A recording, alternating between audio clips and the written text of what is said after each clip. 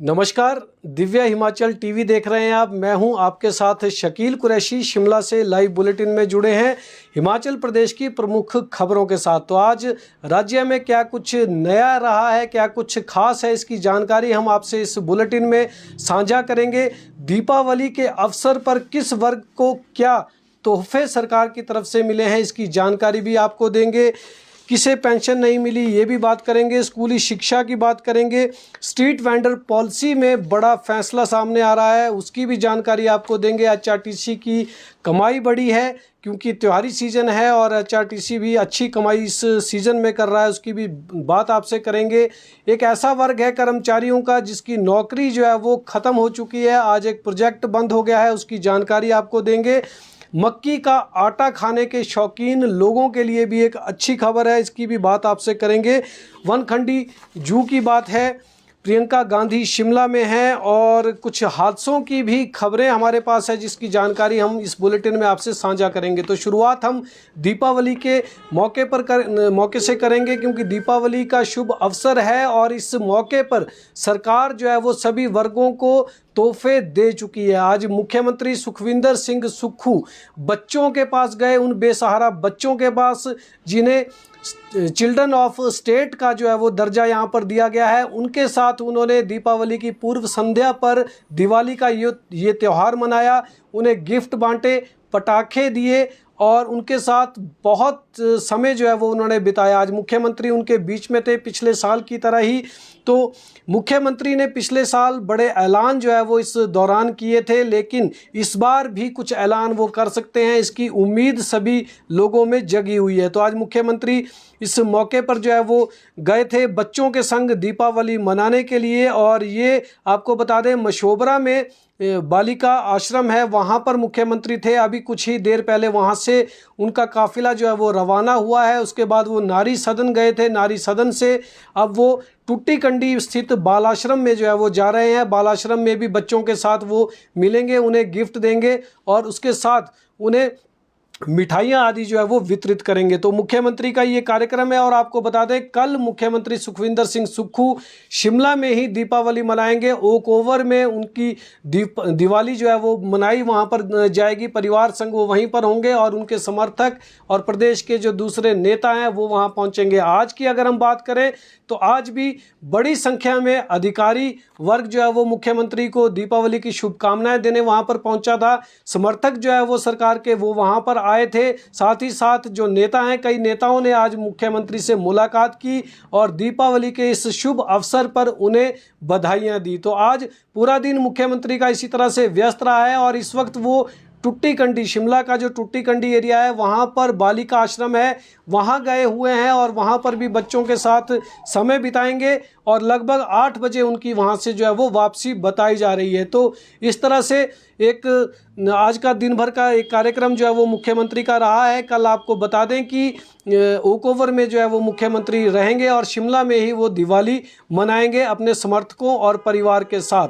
इसके साथ साथ राज्य में जो बेसहारा बच्चे हैं उनके लिए जो योजनाएं चल रही है उनको लेकर भी आज अधिकारियों के साथ उन्होंने चर्चा की है। और साथ ही साथ बुजुर्गों के लिए कुछ बड़े ऐलान मुख्यमंत्री ने करने हैं। उनको काफ़ी उम्मीदें हैं, जो 70 साल से ऊपर के बुजुर्ग हैं उनके लिए भी कुछ बड़े ऐलान होंगे, उनको भी उम्मीद इस वक्त जगी हुई है। तो बुजुर्गों के लिए मुख्यमंत्री ने पिछले दिनों में कहा था कि 70 साल से ऊपर जो बुजुर्ग हैं उन्हें बजट में उनके लिए जो कुछ घोषणाएं की जाएंगी। 70% काम उनके लिए कर लिया गया है, लेकिन अभी कुछ बड़े ऐलान उनकी तरफ से यहाँ पर हो सकते हैं। तो ये पूरा दिन का आज मुख्यमंत्री की जो दिनचर्या रही है वो दीपावली के शुभ अवसर पर इस तरह की रही। और कल मुख्यमंत्री अपने परिवार और साथियों के साथ शिमला में ही दीपावली का त्यौहार मनाने जा रहे हैं। अन्य खबरों की अगर हम बात करें तो स्कूली खेलें जो है वो बहाल होंगी, ये फैसला एक बार फिर से जो है वो सरकार ले सकती है। इस मामले में सरकार यू टर्न ले रही है। आपको बता दें, सरकार अंडर 12 जो स्कूली खेलें हैं उनको स्कूलों में बहाल करने की तैयारी में है। पहले इन खेलों को जो है वो यहाँ पर रोक दिया गया था, मगर दोबारा से इनका आयोजन यहाँ पर करने की सोची जा रही है। लेकिन सवाल इसमें ये खड़ा हो रहा है कि एक तरफ जब शिक्षा की रैंकिंग में हिमाचल प्रदेश लगातार पिछड़ रहा है और उसके पिछड़ने से जो है वो एक चिंता का सबब यहाँ पर बन चुका है। दूसरी तरफ इस तरह की स्कूली खेलों के आयोजन जो है वो इस महीने में किए जाएंगे, जबकि हिमाचल की रैंकिंग को सुधारने के लिए परख सर्वेक्षण अभी होना शेष है और 4 नवंबर को परख सर्वेक्षण के तहत परीक्षाओं का आयोजन होगा, तो बच्चे उसमें भी बिजी रहेंगे। लेकिन दूसरी तरफ अगर स्कूली खेलें अभी बहाल हो जाती है, जिनको इसी कारण से पहले बंद किया गया था, तो थोड़ी सी दिक्कत इसमें जो है वो ज़रूर हो सकती है। इस तरह की संभावना यहाँ पर देखी जा रही है। स्ट्रीट वेंडर पॉलिसी की हम बात करेंगे। हम आपको बता दें कि हिमाचल प्रदेश में भी स्ट्रीट वेंडर पॉलिसी का जो है वो निर्माण यहाँ पर किया जा रहा है। इसके लिए सरकार ने विधानसभा की एक कमेटी बनाई हुई है और ये कमेटी जो है वो अपनी सिफारिशें सरकार को देगी। उत्तर प्रदेश में ये मामला सामने आया था स्ट्रीट वेंडर्स के नाम लिखने का, उसके बाद सुप्रीम कोर्ट ने इस पे जो है वो डिसीजन अपना दिया है। उसमें कहा है कि वो नाम लिखना कोई ज़रूरी इसमें जो है वो नहीं है।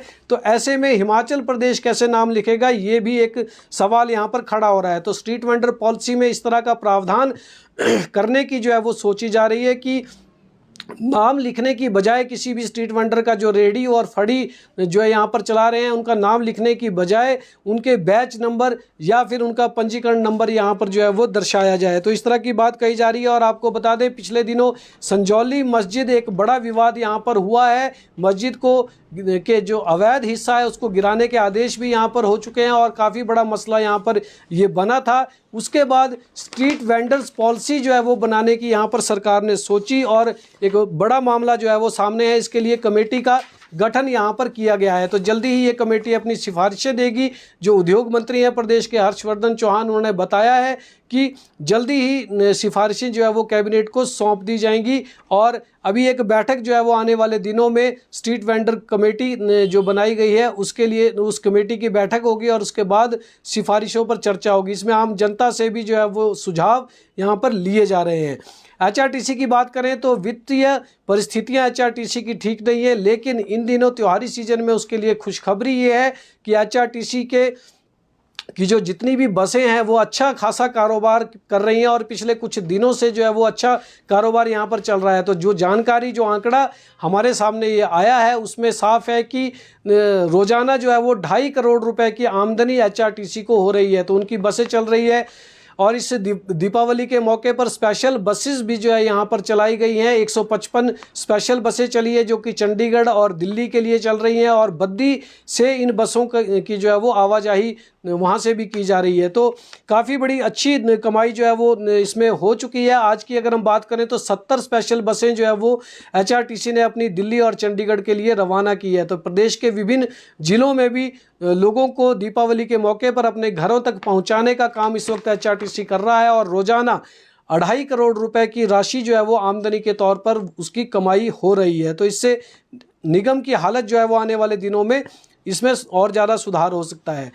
हिमाचल प्रदेश में बागवानी विकास परियोजना विश्व बैंक की सहायता से यहाँ पर चल रही थी, वो प्रोजेक्ट आज जो है वो बंद हो चुका है। आज के दिन उसको बंद कर दिया गया है। इसकी क्लोजर रिपोर्ट जो है वो विश्व बैंक को भेज दी गई है। तो आज का आखिरी दिन था इसमें और इस परियोजना जो 800 करोड़ रुपए से ऊपर की परियोजना है, इसको जो है वो कई साल पहले यहाँ पर शुरू किया गया था, जिसके तहत काफ़ी बड़ा काम यहाँ पर हुआ है। लेकिन बड़ी बात इसमें यह है कि 500 के करीब कर्मचारी इस प्रोजेक्ट के तहत जो है वो रखे गए थे आउटसोर्स आधार पर। उन कर्मचारियों की नौकरी पर संकट यहाँ पर खड़ा हो गया है। आज की डेट में अगर बात करें हम बुधवार के दिन की, तो उनके पास अब आगे के लिए कोई रोजगार नहीं बचा है। तो ये बेहद ज़्यादा चिंतित हैं 500 से ज़्यादा लोग और सरकार के पास लगातार गुहार लगा रहे हैं। इनकी मांग है कि इन्हें सरकार में कहीं और दूसरे प्रोजेक्ट में या किसी विभाग में जो है वो समायोजित कर दिया जाए, क्योंकि कई साल से इन्होंने अपनी सेवाएं जो है वो विभाग को दी हैं। लेकिन फिलहाल नियमों में इस तरह का उल्लेख नहीं है और नियमों के खिलाफ अभी सरकार इनको रख भी नहीं सकती है। लेकिन मामला जो है ये हाई कोर्ट में गया हुआ है और हाई कोर्ट इस पर अपना डिसीजन देगा, जो कि अभी तक फैसला वहाँ से नहीं आया है। तो उसका भी इंतज़ार हो रहा है। एक तरफ हाई कोर्ट का आदेश नहीं आया, दूसरी तरफ यहाँ पर प्रोजेक्ट जो है वो आज बंद हो चुका है। आपको बता दें 2 बार एक्सटेंशन इस बागवानी विकास परियोजना को मिली थी और अब वो एक्सटेंशन का दौर भी ख़त्म हो गया है और पूरा जो पैसा है वो यहाँ पर खर्च कर दिया गया है। तो इन 500 कर्मचारियों का भविष्य आगे क्या होगा, इस पर आगे आने वाला समय बताएगा।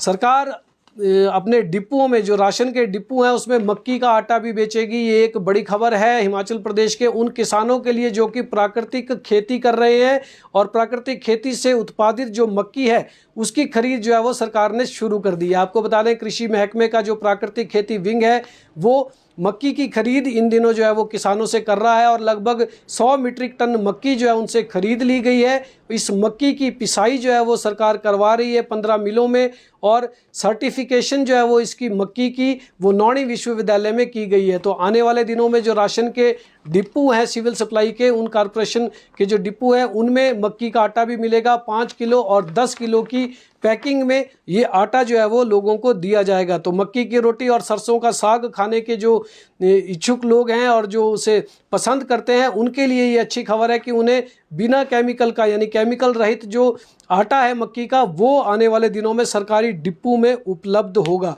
तो 5 किलो और 10 किलो की पैकिंग में जो है ये उनको मिल पाएगा। पेंशन की बात करें तो सरकार ने प्रदेश के सभी कर्मचारियों को वेतन की अदायगी 28 तारीख को की, और पेंशन की घोषणा भी सरकार ने की थी, लेकिन एचआरटीसी के पेंशनर जो है इससे वंचित रह गए हैं। आज भी ये सूचना हमें अभी मिली है थोड़ी देर पहले भी कि अभी तक उनके खाते में पेंशन नहीं आई है। ऐसा इसलिए हुआ है, हम आपको बता दें, क्योंकि एचआरटीसी ने सरकार से 60 करोड़ रुपए की डिमांड की थी, लेकिन वो 55 करोड़ रुपए ही मिले, और उससे जो है वो पेंशन की अदायगी नहीं होनी थी। तो ऐसे में 5 करोड़ रुपए की और डिमांड एचआरटीसी ने सरकार से की थी, वो अभी मंजूर नहीं हो पाई है। इसलिए पेंशन जो है वो इन कर्मचारियों, इन सेवानिवृत्त कर्मचारियों के खाते में आज भी नहीं आई। इससे इनमें नाराजगी जो है वो काफ़ी ज़्यादा बढ़ गई है। उधर केंद्र सरकार ने हिमाचल प्रदेश को लगभग 18 करोड़ रुपए के तोहफे यहाँ पर दिए हैं। खासकर कुल्लू, मनाली और चंबा में जो है वो सड़क और पुलों के निर्माण के लिए ये राशि जो है मंजूर की गई है। इसमें कुल्लू के लिए 10 करोड़ रुपए मंजूर हुए हैं, मनाली के लिए 5 करोड़ रुपए और चंबा के चुवाड़ी क्षेत्र के लिए 3 करोड़ रुपए की राशि जो है वो मंजूर की गई है। इस पैसे से, केंद्र सरकार के इस पैसे से वहाँ पर सड़कों और पुलों की रेस्टोरेशन का जो कार्य है वो आगे बढ़ाया जाएगा।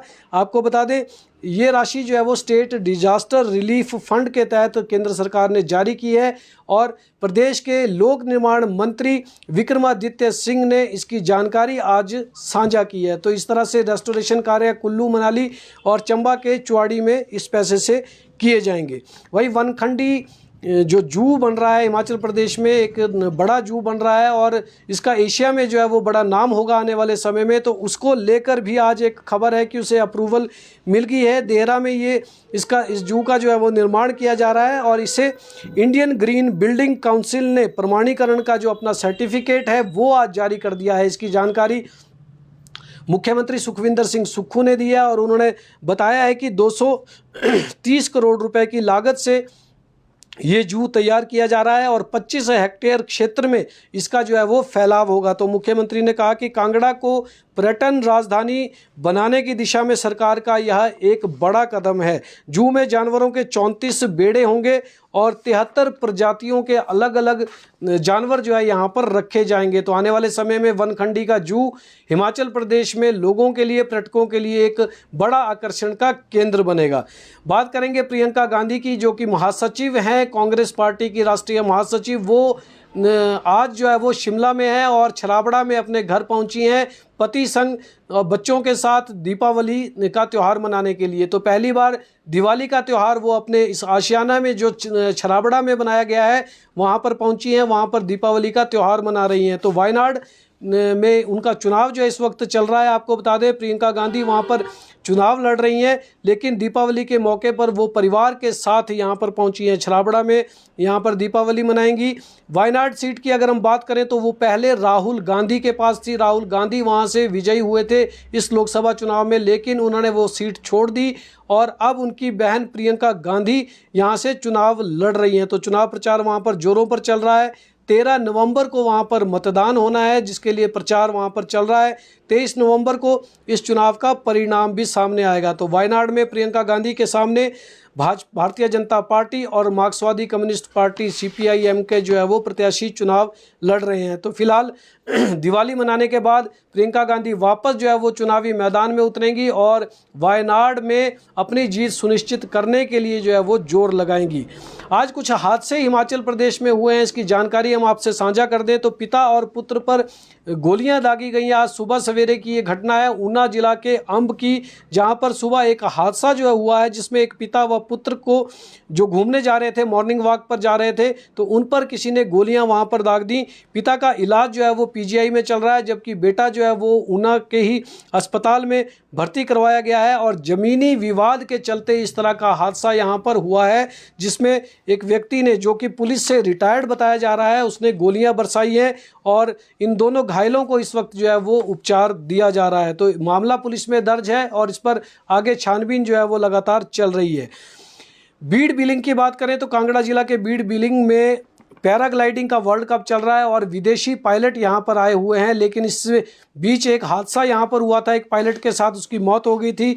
और आज एक और हादसा सामने आया है कि बिलिंग में बेल्जियम के पायलट के पैराग्लाइडर के क्रैश होने से मौत के बाद आज एक और मामला जो है वो एक अन्य हादसा एक दूसरे पायलट के साथ हुआ, जो कि रूस का एक पायलट है और बताया जा रहा है कि उसकी मृत्यु जो है वो हार्ट अटैक से हुई है। रात को वो अपने कमरे में सोने के लिए गया, लेकिन सुबह वो जागा नहीं। तो पुलिस इस मामले में छानबीन कर रही है और ये दूसरे घटना है यहाँ पर, जो बीड़ बिलिंग में पैराग्लाइडिंग का जो ये आयोजन यहाँ पर किया जा रहा है उसमें ये दूसरी घटना पेश आई है। वहीं शिमला जिला के रोहड़ू में भी एक दर्दनाक हादसा पेश आया है, जहां पर चिड़गांव क्षेत्र में एक बोलेरो जीप जो है वो खाई में लुढ़क गई। उसमें उसके लुढ़कने से जो है वो एक व्यक्ति की मौत हो गई है, जबकि चालक समेत 5 लोग इसमें घायल हुए हैं। मृतक की पहचान सोलन निवासी पुनीत शांडिल के रूप में की गई है। जंगलिक एरिया में जो है ये हादसा रात के समय हुआ है, जहां पर गहरी खाई में ये वाहन लुढ़क गया और घायलों को इस वक्त जो है वो संदासू अस्पताल में भर्ती किया गया है। तो फिलहाल इस बुलेटिन में इतना ही। कल आपसे हम फिर मुखातिब होंगे, तब तक के लिए इजाज़त दें। देखते और पढ़ते रहें दिव्य हिमाचल।